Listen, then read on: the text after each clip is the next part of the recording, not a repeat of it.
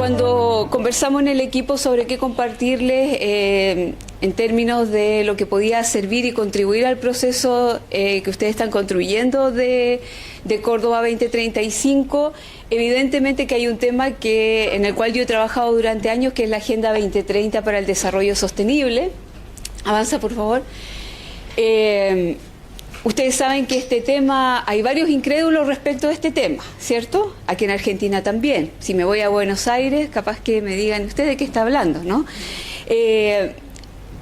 Y yo creo que en honor a la profesión de mi colega voy a hacer un poquito de historia, breve historia, porque quienes critican la agenda yo creo que saben poco respecto del proceso de gestación de la agenda, y lo traigo ahora, lo quiero compartir con ustedes porque me parece que puede ser provechoso en términos del proceso, no de lo que significa un acuerdo en el marco de Naciones Unidas, sino del proceso de cómo se gesta la agenda, y ustedes hagan en sus cabezas un paralelo al proceso que usted está liderando, porque creo que ahí sí pueden haber elementos importantes que se pueden rescatar y que vale la pena compartir. Y además vamos a romper con estos fake news que andan en las redes sociales, ¿verdad? Que son bastantes. Hay expertos en inteligencia artificial que dicen que como el 70-80% de lo que está en las redes sociales son fake news. Esta es una de ellas, de respecto a que la agenda es la teoría del complot, ¿verdad? Que entonces somos todos perversos. Yo soy aquí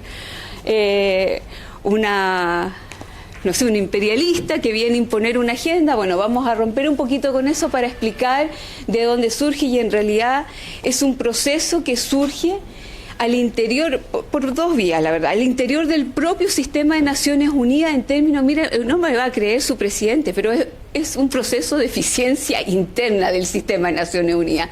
Fíjense que el sistema de Naciones Unidas es un monstruo grande y que pisa fuerte. Y entonces, con muchos programas y proyectos dentro de la organización que se superponen. Kofi Annan antes del 2000 dijo esto tiene que cambiar. Entonces empieza a liderar al interior del sistema de Naciones Unidas un proceso de reforma para poder hacer todo lo que decimos, coherencia de los programas y de los proyectos, eficiencia, no sobreponerse, entonces superponerse entre los programas, los recursos, y por lo tanto ese es el origen de la reforma. Entonces dice aquí, colegas, necesitamos una hoja de ruta común para todo el sistema de Naciones Unidas. Pero ¿quién suscribe eso? Son los países.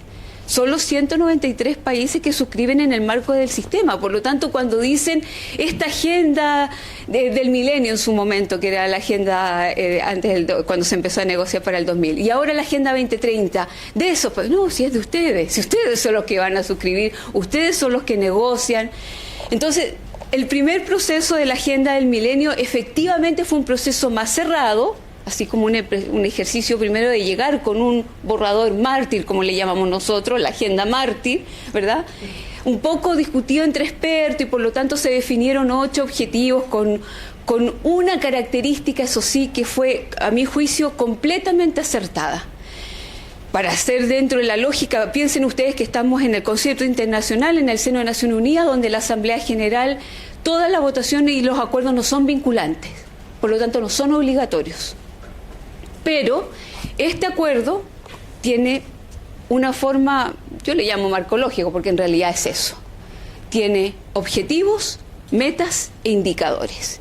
Y eso ya le dotó de un mecanismo de seguimiento, de rendición de cuentas y de transparencia que hasta el día de hoy funciona, es válido, y cada año que pasa vamos nutriéndolo. En el segundo proceso, cuando ya el 2015 termina el Acuerdo del Milenio, por supuesto que viene todo un análisis respecto de cómo enriquecer la agenda. Ya veíamos, incluso nosotros en el ILPE, bueno, nosotros digo, yo todavía no llegué al ILPE, pero bueno, me arrojo la experiencia que no. Pero bueno, yo llegué al ILPE y quienes me antecedieron sabían que la cuestión crítica era cómo bajar la agenda a nivel territorial.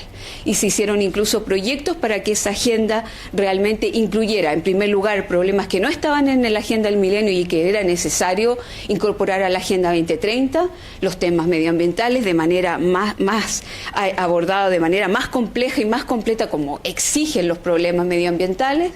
los temas de ciudades, por supuesto, las desigualdades, cómo medimos políticamente todo eso. Y ahí vienen los institutos, el desafío para la institucionalidad técnica, los institutos nacionales de estadística, que no cuentan con la suficiente información para poder medir, pero que bueno, es un trabajo en el cual por eso nosotros vamos acompañando todo este proceso. Otra condición importante de esta Agenda 2030 y de por qué creo que efectivamente piensen ustedes que son los mínimos para alcanzar el desarrollo, es que el propio acuerdo crea un mecanismo de seguimiento y de congregación multiactor, que es el Foro Político de Alto Nivel, que es en Nueva York, año a año, donde los países voluntariamente levantan la mano y presentan sus informes y reportes nacionales voluntarios para dar cuenta de cuánto han avanzado en la implementación de los acuerdos. Y nosotros tenemos la antesala, que la coordinamos desde la CEPAL, somos la Secretaría Técnica, que es el Foro de Desarrollo Sostenible de los países de América Latina, es la misma imagen del Foro Político de Alto Nivel, pero a nivel regional. Por lo tanto, tenemos esas instancias de diálogo multiactor que le han dado realmente un espacio de participación, de discusión, y lo digo real, porque como en el segundo foro regional, por ejemplo, la sociedad civil nos decía CEPAL, y ustedes nos invitan a sentarnos a hablar entre nosotros. Si no necesitamos hablar con nosotros, necesitamos hablar con los otros actores, con los que no nos escuchamos ni nos discutimos nunca. Entonces también es un proceso de construcción que ha ido cambiando. Claro, al principio nos decían que los informes nacionales voluntarios son puras declaraciones de buena intención, es cierto. También lo vimos, también somos críticos, hay países que no voy a decir cuál, pero bueno, eran unos mamotretos así de unas Biblias donde todo lo habían logrado, todo lo habían hecho, y por supuesto también ese es un proceso. Acompañado de la cooperación internacional fuimos ajustando y hemos ido ajustando la calidad de esos reportes. Entonces avanzo rápidamente solo para contar, yo quería compartir aquí una experiencia del cantón de Costa Rica, pero en realidad se los dejo ahí para que lo revisen, simplemente de cómo esta agenda se adapta a la realidad nacional. Se firma en el caso de Costa Rica un pacto nacional con todos los poderes, con los tres poderes del Estado, con la academia, con la sociedad civil, y eso cómo va a permear en los territorios. Y es el mismo sistema de Naciones Unidas de la mano del Mideplan. Avanza, por favor. Avanza ahí el detalle del proceso de cómo los municipios se sumaron.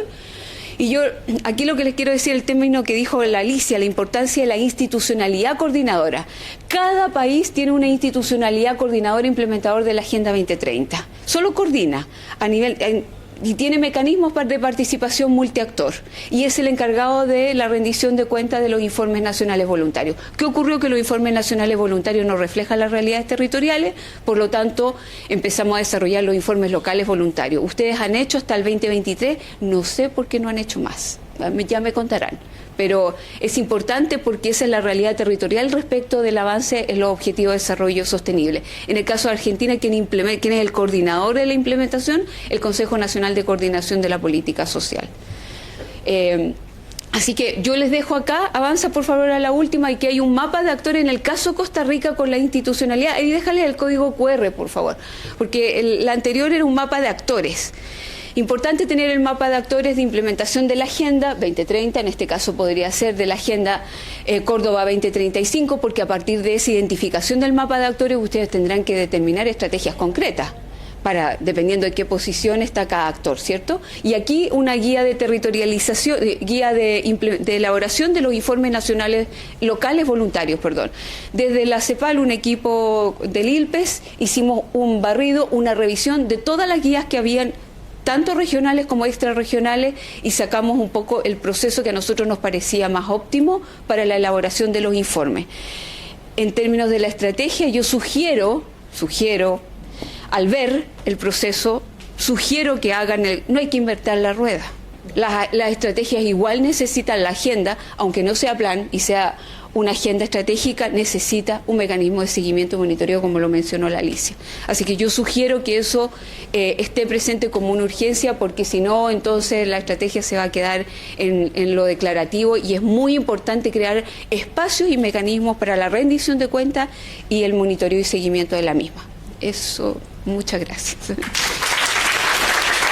Gracias, Paulina. Gracias, Paulina.